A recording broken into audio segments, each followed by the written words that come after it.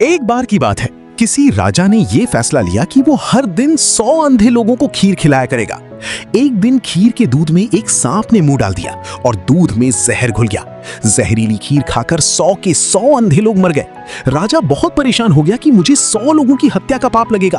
राजा परेशानी की हालत में अपना राज्य छोड़कर जंगल में भक्ति करने चला गया ताकि इस पाप की माफी मिल सके।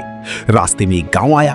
राजा ने चौपाल में बैठे लोगों से पूछा कि क्या इस गांव में कोई भक्ति भाव वाला परिवार है ताकि वो उनके घर रात गुजार सके। चौपाल में बैठे लोगों ने बताया कि इस गांव में एक भाई बहन रहते हैं जो बहुत पूजा पाठ करते हैं। राजा उनके घर रात को ठहर गया। सुबह जब राजा उठा तो लड़की पूजा पर बैठी हुई थी। इससे पहले उसका रूटीन था कि वो सूरज निकलने से पहले ही पूजा से उठ जाती थी और नाश्ता तैयार करती थी। लेकिन उस दिन वो लड़की बहुत देर तक पूजा में बैठी रही। जब लड़की उठी तो उसके भाई ने कहा, बहन तू इतनी देर से उठी है, हमारे घर मेहमान आया हुआ है और उसे नाश्ता करके दूर जाना है। लड़की ने जवाब दिया, भैया ऊपर एक मामला उलझा हुआ था। धर्मराज को एक मुश्किल फैसला लेना था और मैं वो फैसला सुनने के लिए रुक गई थी, इसलिए देर तक ध्यान करती रही। भाई ने पूछा, ऐसी क्या बात थी? लड़की ने बताया, एक राज्य का राजा अंधे लोगों को खीर खिलाया करता था, लेकिन सांप के दूध में जहर डालने से 100 अंधे लोग मर गए। अब धर्मराज को समझ नहीं आ रहा कि उनकी मौत का पाप राजा को लगे, सांप को लगे या दूध बिना ढके छोड़ने वाले रसोइये को लगे। राजा भी ये सब सुन रहा था।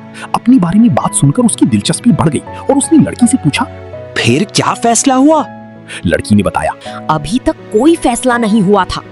तो राजा ने पूछा, क्या मैं आपके घर एक रात और रुक सकता हूँ? दोनों भाई बहन ने खुशी से हाँ कर दी। राजा अगले दिन के लिए रुक गया, लेकिन चौपाल में बैठे लोग पूरे दिन यही चर्चा करते रहे कि कल जो आदमी हमारे गांव में एक रात रुकने के लिए आया था और भक्ति भाव वाला घर पूछ रहा था, उसकी भक्ति का नाटक सामने आ गया है। रात गुजारने के बाद वो इसलिए नहीं गया क्योंकि जवान लड़की को देखकर उस आदमी की नीयत खराब हो गई। इसलिए वो या तो सुंदर लड़की के घर पक्के तौर पर ठहरेगा या फिर लड़की को लेकर भाग जाएगा। पूरे दिन चौपाल में उस राजा की निंदा होती रही। अगली सुबह लड़की फिर ध्यान पर बैठी और रूटीन के टाइम के हिसाब से उठ गई। राजा ने पूछा, बेटी अंधे लोगों की हत्या का पाप किसको लगा?